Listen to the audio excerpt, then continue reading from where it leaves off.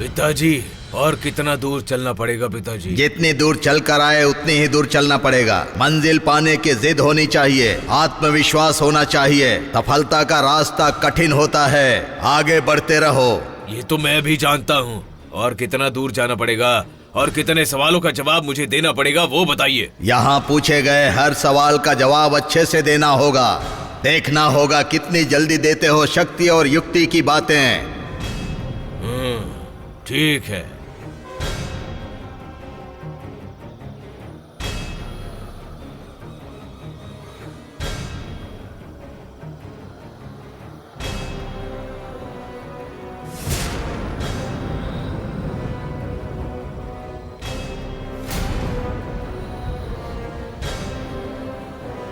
पिताजी, ये मकड़ी का जाल क्या है? यही मेरा दूसरा सवाल है क्या?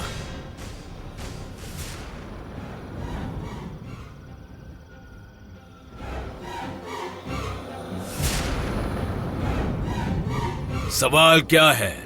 जाल को हटाना पड़ेगा क्या? मेरा जाल कहां से शुरू होता है और कहां खत्म होता है बताओ, फिर तुम्हारा रास्ता अपने आप खुल जाएगा।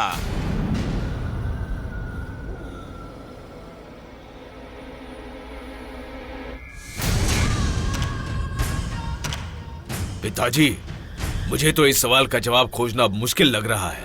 कुछ तो मेरी मदद कीजिए पिताजी, हार मानने का समय नहीं है अब। बेटा, अपनी सूक्ष्म दृष्टि से पुराने गणित को याद करके अच्छे से सोचो।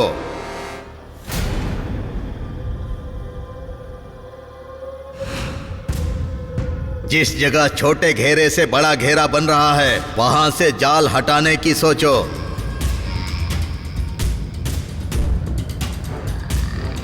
पिताजी, मैं अपनी पूरी शक्ति खो चुका हूं अब। बेटा, अपनी शक्ति के बारे में तुम नहीं जानते। अपना ध्यान मकड़ी पर लगाओ, ध्यान केंद्रित करो। ठीक है पिताजी।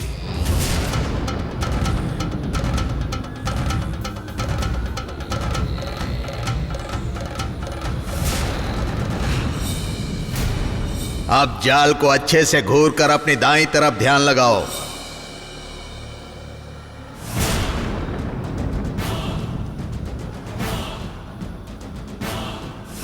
अब उत्तर और दक्षिण दिशा में अपना ध्यान केंद्रित करो। जाल के हर एक कोने को ध्यान से देखते चलो।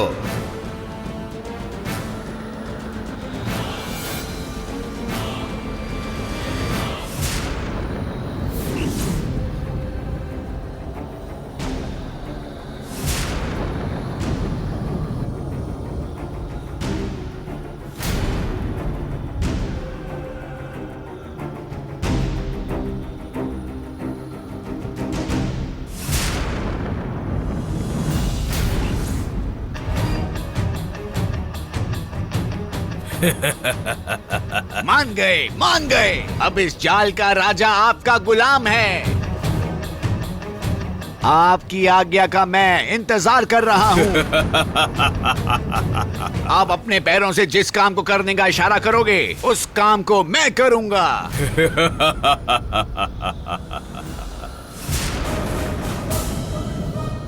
वाह, मान गया बेटा, तुम बहुत चतुर हो। तुमने साबित कर दिया। अब आगे बढ़ो।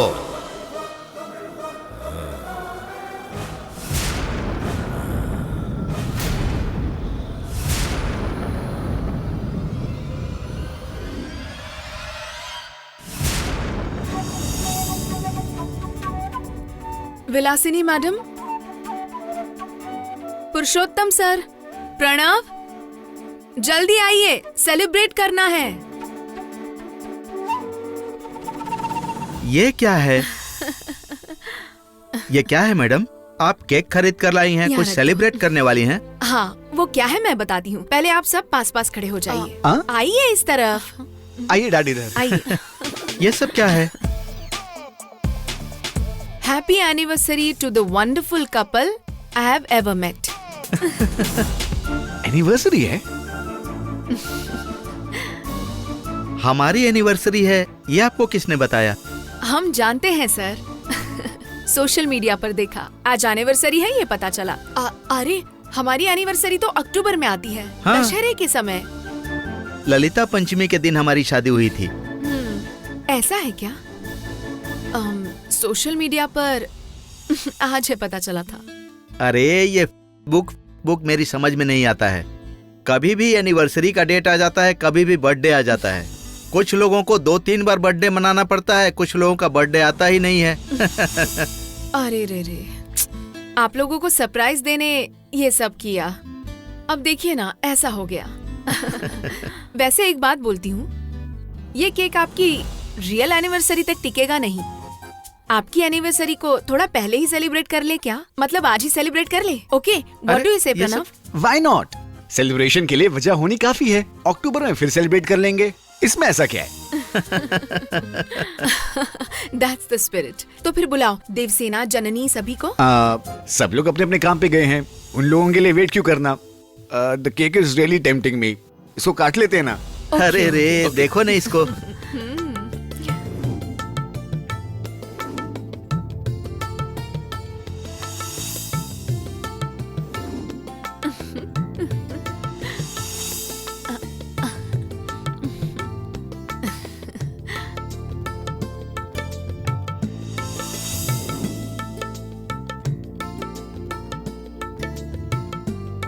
Thank you so much Sharma.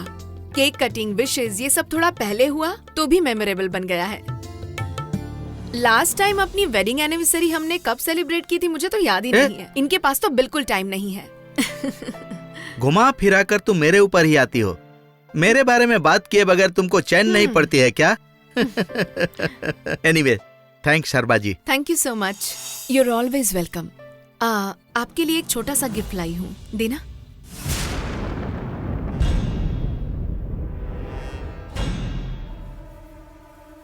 ये एक स्पेशल गिफ्ट है for the special people.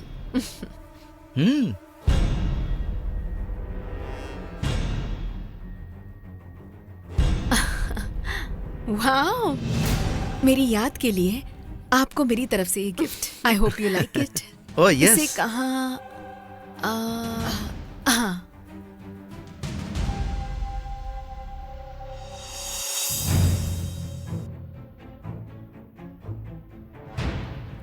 Wow, mirror सच में बहुत सुंदर है। जब मैं कैलिफोर्निया में थी तब एक थिएटर ग्रुप में काम करती थी। वहाँ इसी तरह का दिखने वाला एक मिरर भी था। उस मिरर को खरीदने की बहुत इच्छा हो रही थी। वो इच्छा आज पूरी हो गई। Thank you so much Sharma ji. You welcome. ये आईना आपके घर में हमेशा रहना चाहिए। यही मुझे आपसे मिला सम्मान होगा। ओके ओके, हाँ ठीक है सर, अब हम चलते हैं। एनिवर्सरी नहीं है तो भी आप दोनों को happy anniversary. Thank you, thank you.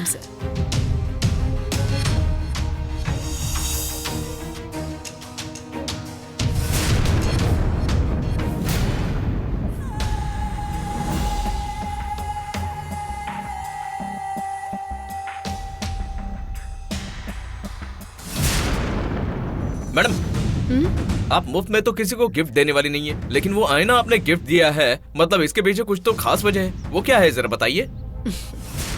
बिना किसी वजह के किसी को कुछ भी नहीं देती है शर्मा।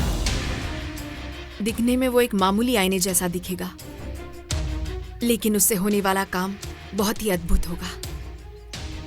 मतलब वो एक मायावी जाल का आईना है। उस आईने के सामने जो भी खड़ा होगा उसके अंदर के दिल की बातें तुरंत बाहर आ जाएंगी। भूल जाते हैं कि इस बात से किसी दूसरे को तकलीफ हो रही है। मतलब जन्नी उसके सामने खड़ी हो जाएगी तो उसके अंदर की फीलिंग्स बाहर आ जाएगी, यही बात है ना? सही कहा। हाँ, इस घर में रहने वाले कभी ना कभी उस आईने के सामने आकर जरूर खड़े होंगे। पहले विलासिनी से ही शुरुआत होगी। वो तो जननी से नफरत करती है, उसे तो जननी को देखना भी पसंद नहीं है। तो फिर हमारा काम आसान हो जाएगा। जननी के सपोर्ट में देवसेना आ जाएगी, लेकिन वहां प्रणव अपनी माँ की तरफ खड़ा हो जाएगा। तब तो एक जंग ही शुरू हो जाएगी। उसमें हमें क्या फायदा होगा? जननी और देवसेना को बाहर धकेल देंगे या फिर वो खुद घर छोड़कर चले जाएंगे। तब हमारा काम आसान हो जाएगा। देखते जाओ। शक्ति से जो काम नहीं हुआ उसे युक्ति से करना चाहिए। ये पांचों उंगलियां एकजुट होकर रहे तो कोई भी चीज नीचे नहीं गिरेगी, लेकिन इसमें से एक उंगली को भी हटा दिया तो मुट्ठी में रहने वाली चीज नीचे गिर जाएगी। ये घर भी ऐसा ही है। वो सब एकजुट रहेंगे तो हमारे काम में रुकावट हमेशा आती ही रहेगी। एक दो उंगली खुल जाने दो, वो शक्ति हमें कैसे रोकती है हम भी देखते हैं। Super madam.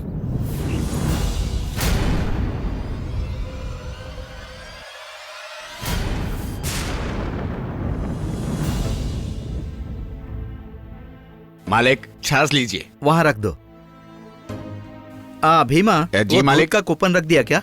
हाँ रखता हूँ मालिक, हॉल और कमरे को क्लीन करने के बाद। हाँ मैं ले लेता हूँ। कहाँ रखा है? वो उधर टीवी के नीचे ड्रॉअर में रखा है मालिक। हाँ ठीक है, जाओ।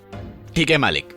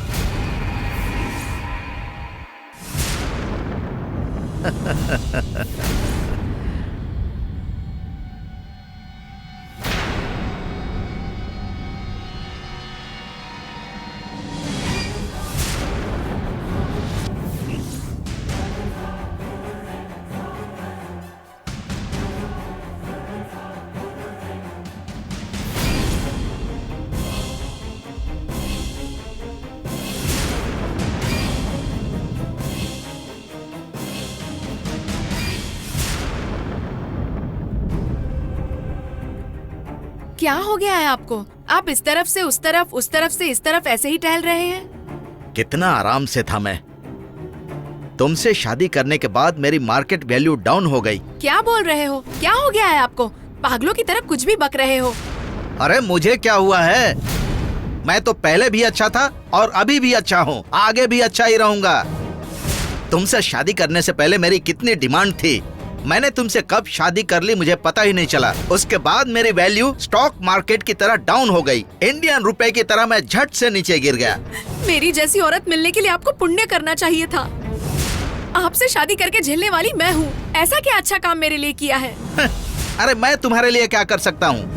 मेरी कमाई के आधे पैसे तो तुम्हारे मेकअप में खत्म हो जाते हैं। कभी तुम्हारे ब्यूटी पेजेंट में, कभी तुम्हारे ब्यूटी कॉन्टेस्ट में। उस शहर में फ्लाइट से जाना चाहिए, इस शहर में 5 स्टार होटल में रहना चाहिए। इस तरह मेरे सारे पैसे खत्म हो गए।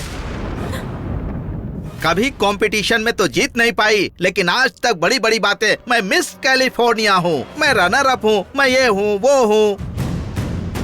एक भी प्राइज दिखा दो, एक भी मेडल का टुकड़ा दिखा दो। झूठ बोल बोल कर स्कोप देखकर भटक जाती हो। ये भटकने में तुम फर्स्ट रैंक पर हो। बाप रे, क्या हो गया है आज आपको? जो भी मुंह में आ रहा है बोलते जा रहे हो।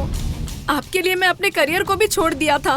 मॉडलिंग में कितना बड़ा नाम किया था मैंने, वो सब आपकी खातिर ही छोड़ दिया था। नहीं तो आज मैं एक बड़ी सुपर मॉडल होती। आपसे शादी करके बच्चे पैदा करके घटिया जिंदगी हो गई। हाँ? बच्चों के लिए घटिया जिंदगी? तुमने बच्चों का कब ख्याल रखा है? बच्चे पैदा करना बड़ी बात नहीं है, उनकी देखभाल अच्छी तरह से करनी चाहिए। अपने बेटे को देख रही हो ना, एकदम तरबूज की तरह है, गोल मटोल दिखता है वो। वही तुम्हारी उपलब्धि है। डैड, आप दोनों के आपस के झगड़े में मुझे क्यों घसीट रहे हो? मैंने क्या किया? मुझे क्यों बेकार में ये सब बोल रहे हो आप? मैंने इस उम्र में इतना बड़ा अचीवमेंट किया है, जानते भी हो क्या आप? अरे वाह वाह वाह वाह, आ गए अचीवर साहब। तुम्हारी माँ और तुम बड़ी बड़ी बातें करते हो। क्या अचीवमेंट किया है तुमने? ऑटोबायोग्राफी लिख रहे हो तुम, ऑटोबायोग्राफी। ऑटो चलाने के लायक नहीं हो तुम। थू।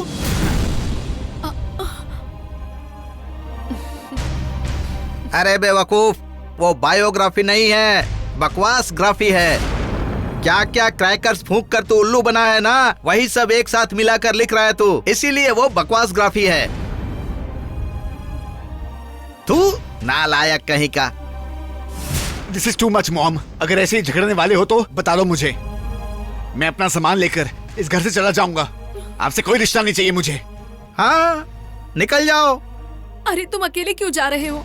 मैं भी तुम्हारे साथ चलती हूँ, दोनों चलते हैं। हाँ ठीक है ठीक है। इन्हें अपने प्यारे बच्चों के साथ आराम से रहने दो। इस घर से हमारा रिश्ता ही क्या है। चलो प्रणव, चलते हैं। हाँ ठीक है, चली जाओ, जाकर मरो कहीं। हाँ हाँ ठीक है, फैलकर आप ही रहो यहाँ। हम ये घर छोड़कर जा रहे हैं। एक मिनट रुकिए आंटी, क्या हो गया आप लोगों को? क्यों इस तरह झगड़ा कर रहे हैं? आंटी आप क्यों घर छोड़कर जाने की बात कर रही हैं? क्यों और किस लिए पूछ रही हो बेटी? तुम लोगों के सिवा और किसी के लिए यहाँ जगह है कहाँ? तुम लोग इस घर में आराम से रहो। मैं अपनी जान दे दूं इतनी हिम्मत नहीं है, इसीलिए घर छोड़कर जा रही हूँ। चलो प्रणव। उन्हें कुछ मत कहना, वो बेसहारा हैं। ओह अंकल, प्लीज आप जरा चुप रहेंगे? देवसेना, तुम जरा चुप रहो बेटी। तुम दोनों अभी छोटी बच्ची हो। ये गंवार औरत कुछ समझने को तैयार ही नहीं है। हाँ जी हाँ, तुम्हारे लिए तो ये बच्चे ही प्यारे और छोटे हैं और हम तो बाहर वाले हैं। इन लोगों की वजह से हमारे घर का सुख चैन सब चला गया।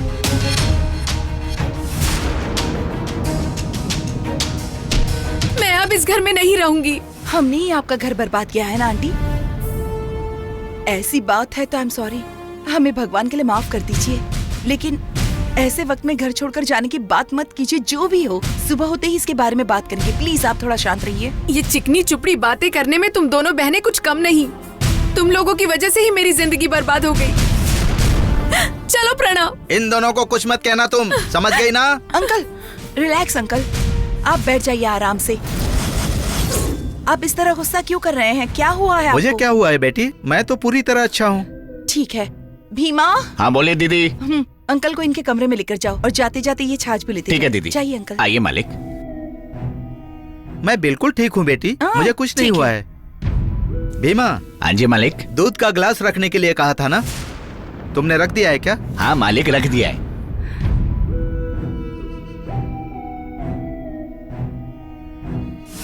देख लिया ना कि हमारा असर कितना जहरीला हो सकता है।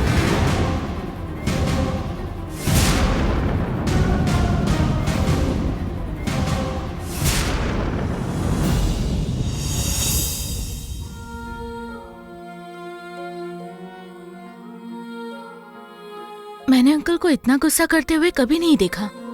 पता नहीं क्या हुआ। हाँ जननी, ये बहुत ही अजीब बात है।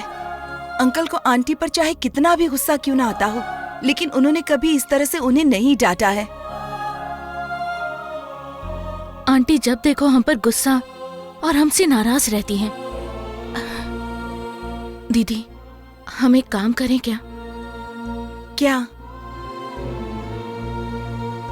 हम इस घर को छोड़कर चले जाते हैं।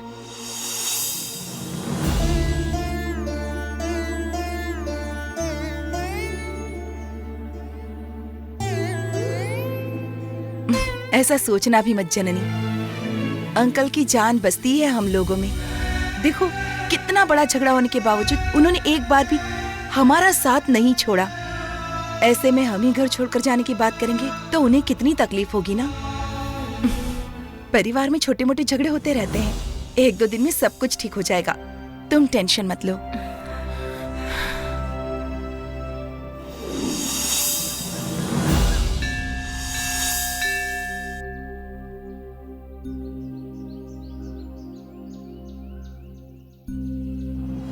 बात करने के लिए ये सही समय है?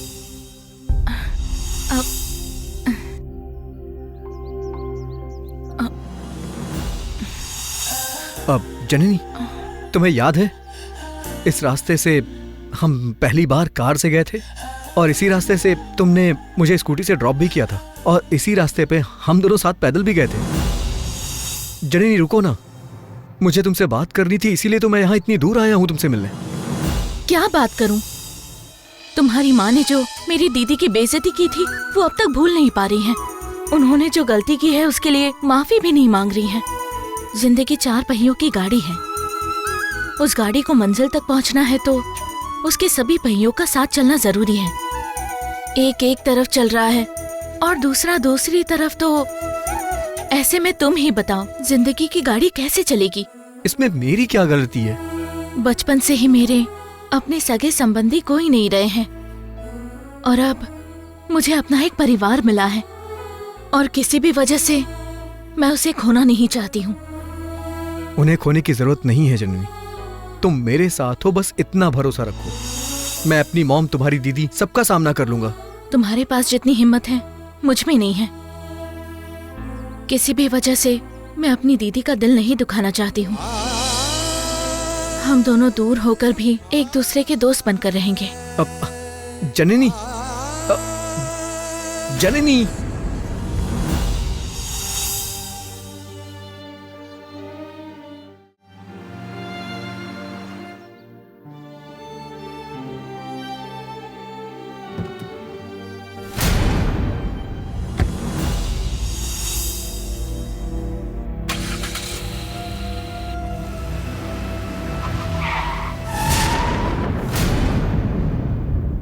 हे, कौन हो तुम?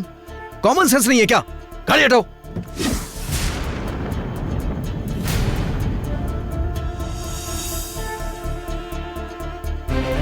हाय, क्या बात है? मुझसे बचकर कहाँ भाग रहे हो?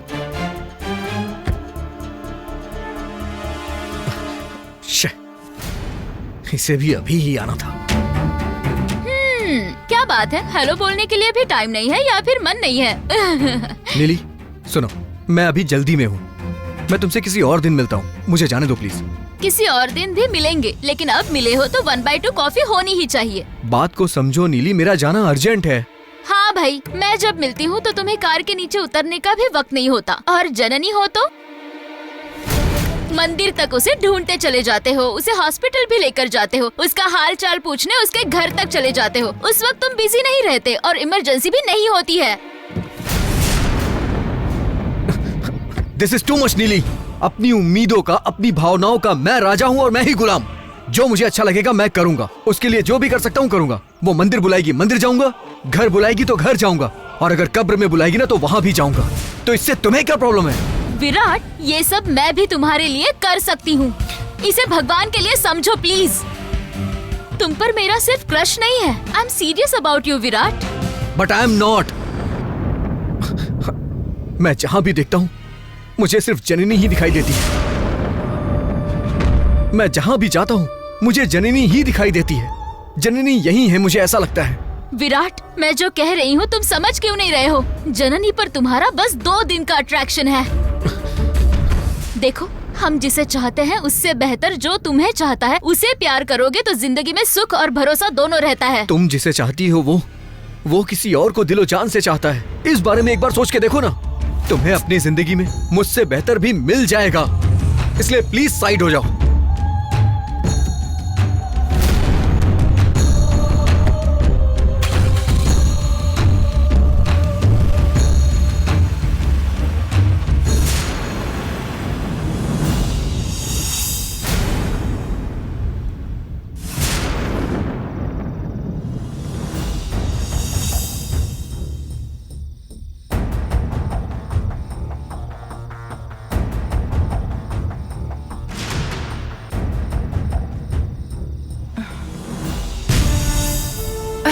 शालिनी सर, नमस्ते। क्या बात है शालिनी, इस वक्त माउली सर्कल पर आने के लिए क्यों कहा मुझसे? Destiny can not be change.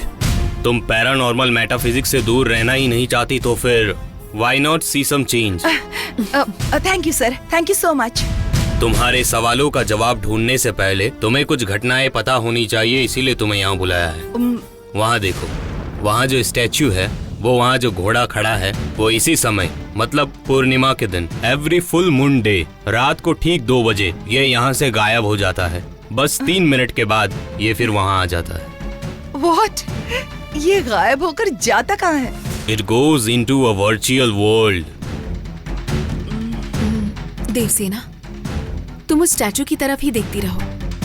तुम्हारा पूरा ध्यान उस घोड़े पर ही होना चाहिए।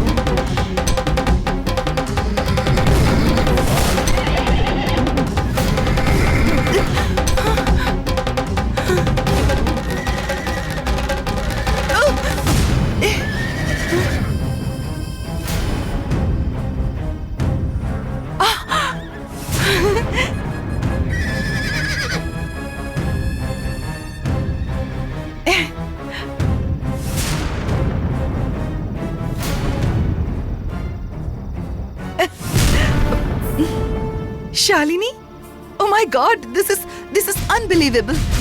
ये सब क्या है? देख लिया ना देवसेना, तुम इन सब पर यकीन नहीं करती थी ना? Definitely not. सर, वो घोड़ा कहाँ चला गया? It has gone to a virtual world.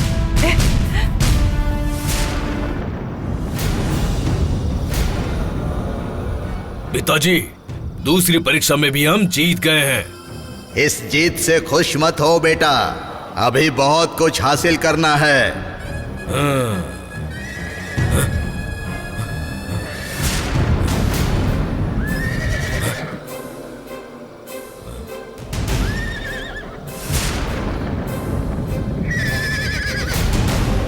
पिताजी, कौन है ये सामने वाला घोड़ा?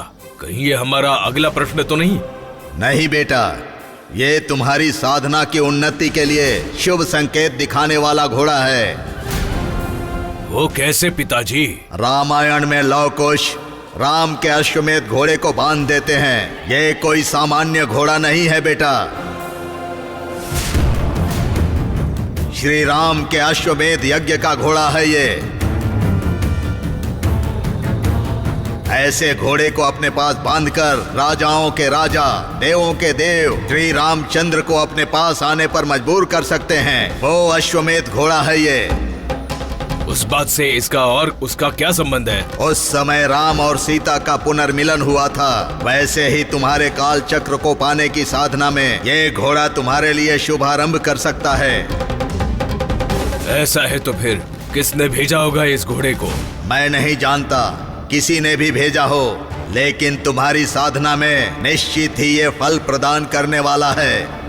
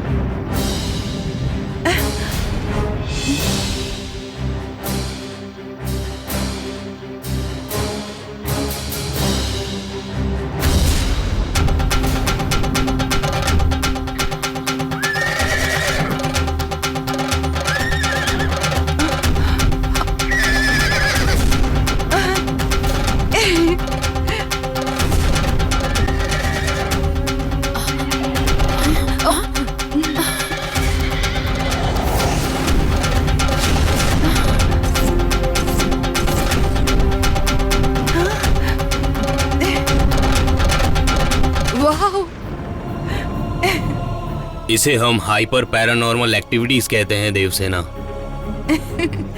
देखो देवसेना, उस टाइम तुम्हें हर्ट करने के लिए डिस्कवरीज किया था। ये फील्ड बहुत ही टफ है, ये बात तुम अच्छे से जान लो। प्रिपेयर्ड होकर ही तुम आना। नेक्स्ट टाइम जब हम मिलेंगे तब तुम्हारी समस्या का हल ढूंढेंगे। Sure sir.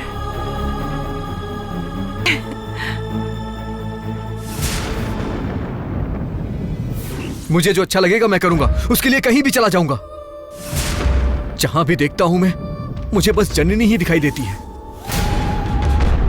देखो नीली, विराट का जननी से जो अट्रैक्शन है वो 2 दिन के लिए ही है यार। वो इतना हाई फाई लड़का और वो ठहरी एक गांव की लड़की, वो उससे शादी थोड़ी कर लेगा। 2 दिन साथ घूमकर बाय बोल देगा। क्यों चाहिए उसे 2 दिन का ये घूमना फिरना? लाइफ में सीरियसनेस नहीं चाहिए क्या? वो जननी अब तक मेरे बारे में नहीं जानती। अगर वो मुझसे विराट को दूर करेगी तो मैं उसके परिवार में आग लगाऊंगी, फिर उस पर कोई भरोसा नहीं करेगा। तुम उसके घर वालों को नुकसान पहुंचाओगी। कैसे नीली? इसके लिए है ना वो बकरा प्रणव, उसके जरिए। ओह, मैंने उसे घर पर इनवाइट किया था, पता नहीं अब तक क्यों नहीं आया। हाय नीली। हाय प्रणव, बैठो। Thank you. इतना लेट क्यों हुआ? अच्छा, लेट इतनी हूँ? देर से तुम्हारा वेट कर रही थी, पता है? इससे ही पूछ लो।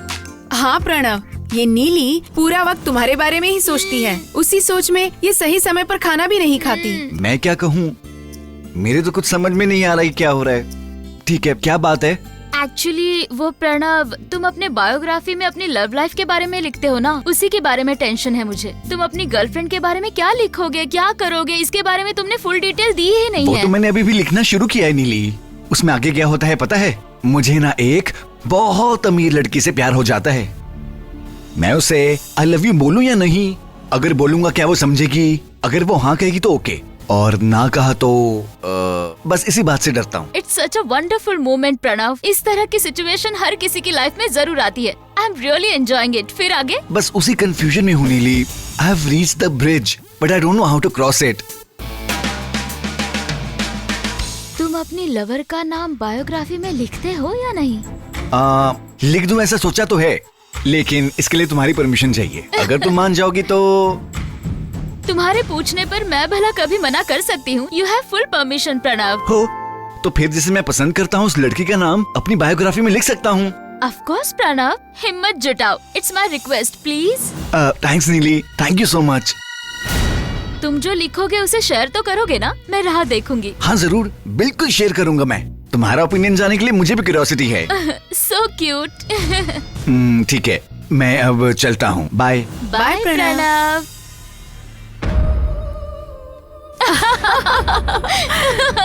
बेचारा, ये तो फुल फिदा हो गया तुम पर। यार ये तो एक नंबर का बेवकूफ है। Wow, it's amazing. जो घोड़े का स्टैचू था वहां से गायब होकर वो किसी वर्चुअल वर्ल्ड में चला जाता है। एग्जैक्टली 3.5 मिनट बाद फिर से दिखाई देता है। और ऐसा हर पूर्णिमा की रात को होता आ रहा है और आज तक किसी ने भी ऐसा नहीं देखा। आओ। वो वैसा नहीं है। हमारी आंखों के सामने जो नहीं होता इसका मतलब हुआ ही नहीं है। बस ऐसा हम अपने मन में बसा लेते हैं। मान लो अगर जंगल के बीच में एक पेड़ गिरता है तो उसकी आवाज हमें सुनाई देती है या नहीं? सुनाई नहीं देगी। ऐसा ही इसका मतलब ये नहीं हुआ कि पेड़ नहीं गिरा है। ये भी उसी तरह है। एनीवे, देवसेना, अब तुम अपनी प्रॉब्लम बताने से पहले तुम्हारे साथ जो पैरानॉर्मल एक्टिविटीज हुई है उसका एक्सपीरियंस शेयर करो। मुझे भी इस तरह का परसेप्शन है सर। मुझे भी इन सब का एक्सपीरियंस जब मैं छोटी थी तब हुआ था, लेकिन अब ये सब जानने के बाद हम इसे पैरानॉर्मल एक्टिविटीज कह सकते हैं। उस वक्त मेरी उम्र सिर्फ 4 साल की होगी। मेरे स्कूल टीचर ने मुझे बहुत सारा होमवर्क दे दिया था। मैं अगर उसे लिखने बैठती तो शायद 2 दिन लग सकते थे, और अगर मैं उसे लिखकर दूसरे दिन नहीं ले जाऊंगी तो टीचर मारेगी, इस बात का डर था। क्या करूं, मेरी कुछ समझ में नहीं आया। सभी घरों में माँ अपने बच्चों का होमवर्क करवाती हैं, लेकिन मेरी माँ तो थी ही नहीं। मैं क्या करूं यही सोचकर रो रही थी। तभी अचानक मुझे मेरी माँ की आवाज सुनाई दी। मेरी माँ वहाँ आई और मेरा होमवर्क भी करके दिया। मैं ऐसे ही किताबों को देखती रहूंगी तो कुछ नहीं होगा।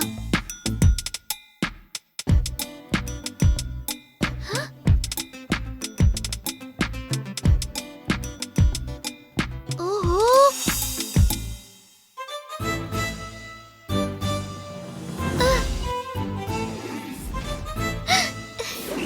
तुम आ गई हो, मुझे अच्छे से पता है। आओ ना मम्मी। तुम आ गई मम्मी।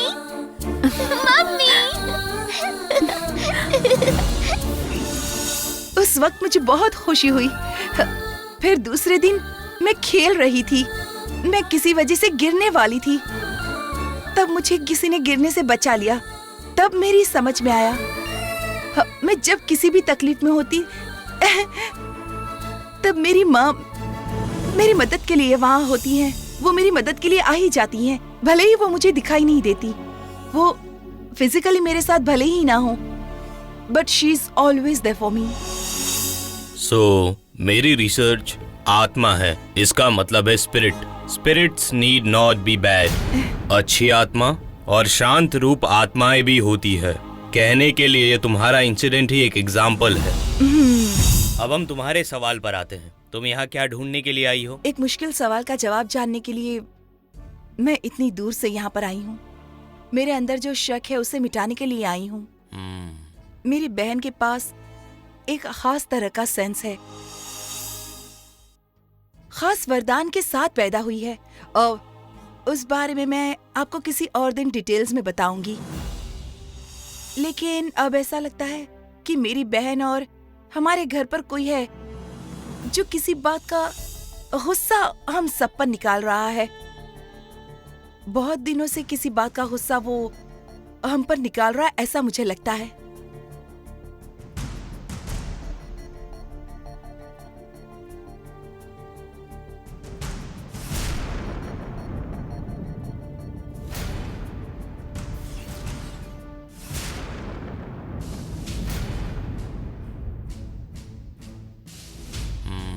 तुम्हारे चारों तरफ होने वाली घटनाएं देखे तो समस्याएं तो है। मुझे थोड़ा समय चाहिए। अब हम 2 दिनों के बाद मिलेंगे। ठीक है, थैंक यू सर।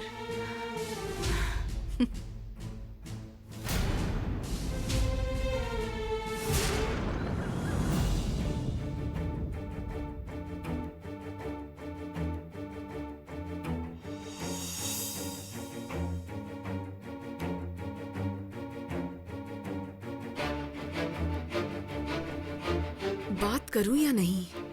जब देखो तब मुझे देखकर भड़क जाते हैं। सुबह सुबह ही मैंने इतनी डांट खाई है और कल भी बहुत सारी डांट खाई।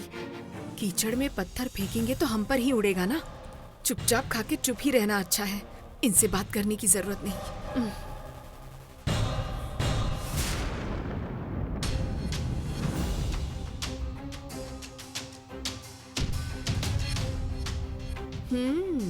That's nice. आईने ने बहुत अच्छा इफेक्ट कर दिया है। पूछते हैं। बात क्या है पूछूंगी तो सब कुछ बाहर आ जाएगा। हाँ। क्या बात है? हाँ? आज घर इतना साइलेंट लग रहा है। विलासिनी मैडम, क्या आपने कोई मौन व्रत रखा है? चपड़ चपड़ बात करने वाली आप इतना साइलेंट क्यों बैठी हो? हमारी विलासिनी पहली बार मौन व्रत करके बैठी है। देखो ना हमारा घर कितना शांत है। हे भगवान, हमारी विलासिनी हमेशा ऐसे ही शांत रहे। हाँ जी, आपको तो मुझसे बहुत तकलीफ हुई होगी ना। इस घर में बात करना भी गलत है और ना करना भी गलत है। अरे मैंने तो ऐसे ही कहा था मजाक में। क्या इस घर में तुम्हें पीछे रखकर आगे जाया जा सकता है? हा? ऐसे खाना छोड़कर मत जाओ अन्नपूर्णेश्वरी, खा लो। विलासिनी, मैं तो मजाक कर रहा था। अरे रे, मेरी बीवी की नाक पर हमेशा गुस्सा रहता है। आइए मैडम, बैठिए, खाना खाइए। नहीं सर, मेरा हो गया। क्या स्पेशल है मैडम? एज यूजुअल, कच्चा अंडा। हाँ? आपकी डाइट तो एकदम शाम की तरह मैडम। Nice joke. प्रणव, क्या तुमने हेयर स्टाइल चेंज किया? नहीं मैडम, हमारे कॉलेज में अपनी मर्जी से हेयर स्टाइल थोड़ी रख सकते हैं। ये भी बात सही है। अब जल्दी से खा लो।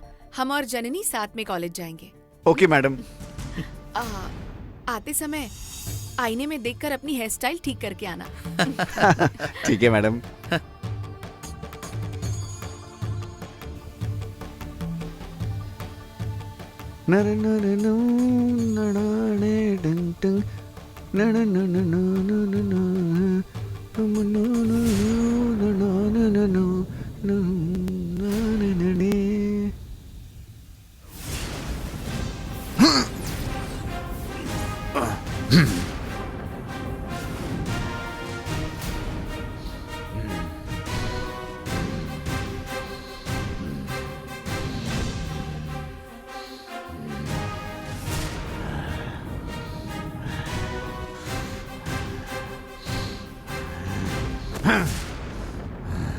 देवसेना, देवसेना, क्या हुआ? क्यों इस तरह से चिल्ला रहे हो? आराम से बात नहीं कर सकते? और कैसे बुलाऊं? तुम ही एक इरिटेटिंग कैरेक्टर हो। तुम्हारे पास पैसा है तो क्या हमारे साथ खेल खेल रही हो? हमें कुछ भी लेना हो तो तुमसे परमिशन लेनी होगी। इस घर की हिटलर हो तुम। क्या हुआ? तुम ऐसी बातें क्यों कर रहे हो? किसके साथ कैसी बातें करनी चाहिए मुझे अच्छे से पता है। पापा ने तुम्हारी खातिर अमेरिका छोड़ दिया और मॉम ने मॉडलिंग करियर छोड़ दिया। गंदगी में पड़े हुए तुम लोगों को इतने अच्छे से रखा है, इतना तो हम पर ध्यान नहीं दिया इन्होंने।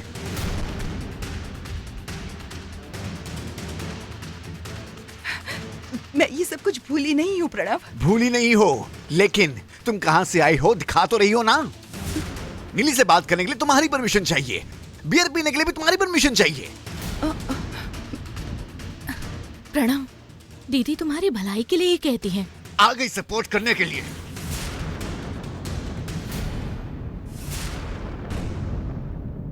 वो कहते हैं ना, काला अक्षर भैंस बराबर। हर बार दीदी की साइड लेने आ जाती हो। प्रणव, तुम इस तरह से क्यों बात कर रहे हो? हाँ भाई, अब से इसी तरह बात करूंगा। तुम तो यहाँ अच्छा बनने का नाटक ना ही करो। तुम्हारे आश्रम के चोंचले यहाँ नहीं चलेंगे। पापा को तो तुम लोग बहुत अच्छे लगते होगे, लेकिन तुम दोनों की नीयत मुझे अच्छे से पता है। देखा जाए तो वो नीली ही बहुत अच्छी है। मेरे अंदर जो अच्छाई है वो पहचानती है। वो मेरी कितनी हेल्प करती है पता है तुम्हें? ऐसी तो क्या बड़ी हेल्प कर दी है तुम्हारी। और क्या करेगी? मेरे बेटे के हाथों से वो बायोग्राफी लिखवा रही है। सोशल मीडिया में फॉलोवर ज्यादा हो जाए ऐसा करके दिया है। हे प्रणव, वो बस तुम्हें यूज कर रही है। देखो देवसेना, तुम तो अब चुप ही रहो।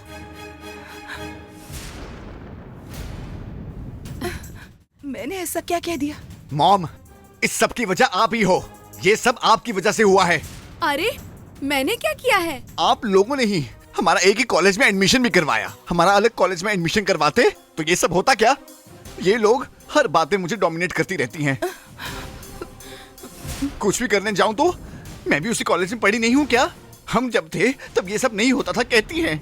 डैड से बोल के अच्छे कॉलेज में एडमिशन नहीं करवा सकती थी मॉम।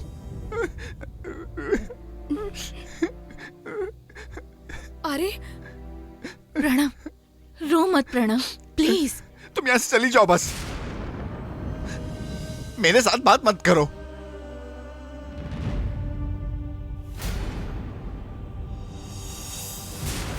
मेरा कोई एम्बिशन नहीं है क्या?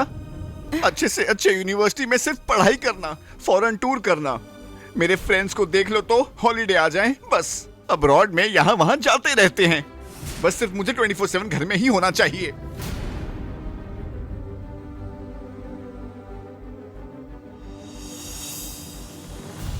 मेरा बेटा जो अब इस तरह रो रहा है, इसकी वजह तुम दोनों हो।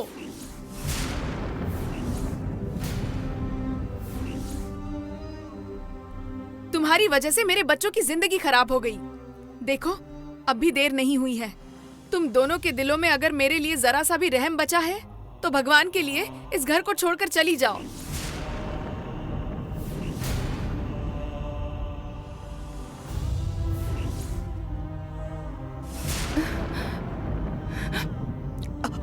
दीदी,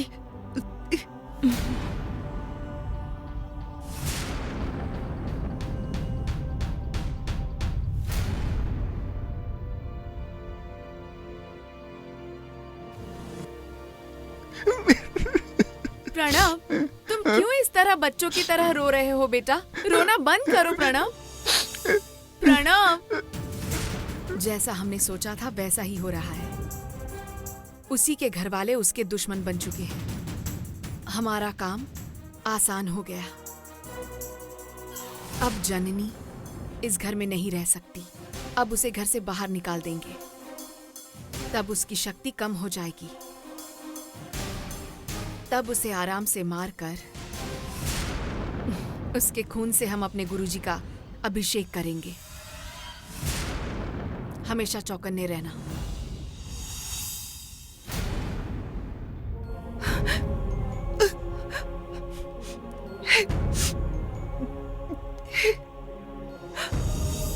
अब हम दोनों इस घर में नहीं रहेंगे जननी, चले जाएंगे यहाँ से।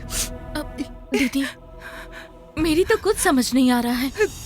प्रणव हमारे साथ कितने अच्छे से रहता था और अब कह रहा है कि हमारी वजह से उसका फ्यूचर खराब हो रहा है।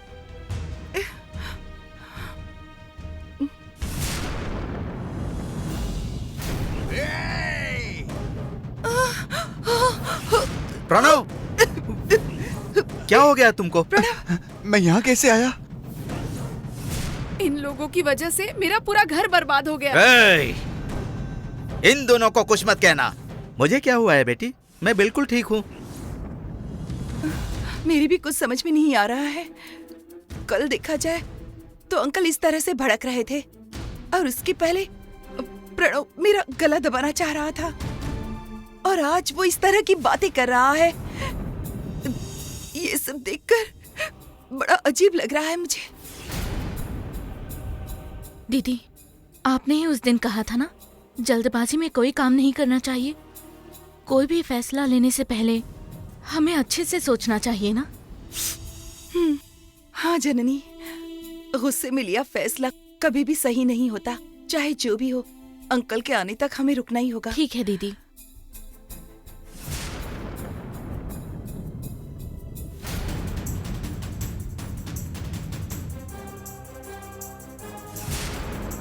हमने जो काम सोचा है वो इतना आसान नहीं है।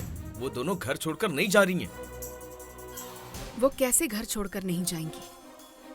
हम यहाँ पर इसीलिए तो आए हैं।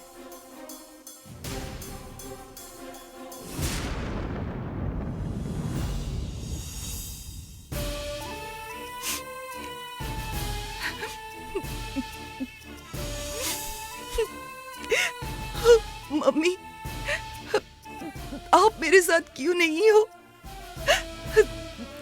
आज मुझे आपकी बहुत याद आ रही है मम्मी। आज मेरा आपकी गोद में सर रखकर सिसक सिसक कर रोने का दिल कर रहा है। इतने दिनों से जो हमें अपना कहते थे, अब वो हमारे नहीं रहे। पता नहीं क्या अजीब सा हो रहा है। मन में बहुत सवाल उठ रहे हैं मम्मी। अगर तुम यहाँ होती तो ये सब कभी भी नहीं होने देती। और तो और जननी की जिम्मेदारी मुझ पर है। तुम्हारा ख्याल मैं अच्छे से रखूंगी, इतना भरोसा दिलाकर मैं उससे अपने साथ लेकर आई। लेकिन अब तो परेशानियां दिन ब दिन बढ़ती ही जा रही हैं। अब मैं क्या करूं मम्मी? ये सब जो हो रहा है, उसे रोकने की शक्ति और निभाने की हिम्मत मुझे दो। आपको मुझे देनी होगी।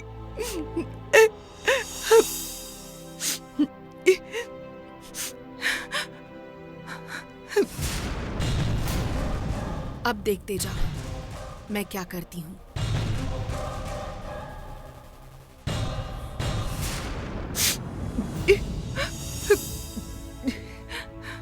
जननी, जननी, हाँ?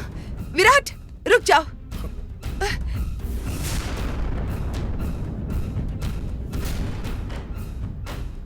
विराट, तुम यहाँ कैसे? देखो विराट, तुम्हें मैंने पहले ही क्लियरली वार्न कर दिया है, मेरी बहन के पीछे मत पड़ो। तब भी तुम हमारे घर तक पहुंच गए, क्यों? एक लड़का एक लड़की के घर पे क्यों आता है? हाँ, इतना भी नहीं समझती हो? मैं यहाँ क्यों आया हूँ, जाके अपनी बहन से पूछ लो। रुक जाओ, जो मुंह में आया वो बके जा रहे हो। पहले मैंने जो सवाल किया है उसका जवाब दो, फिर आगे बढ़ना। मैंने पहले ही तुम्हारे सवाल का जवाब दे दिया है। अपनी बहन से पूछ लो, समझी ना? विराट, तुम यहाँ इस वक्त क्या कर रहे हो? ये क्या तुम ऐसे क्यों बोल रही हो? तुमने ही तो मुझे यहाँ बुलाया था।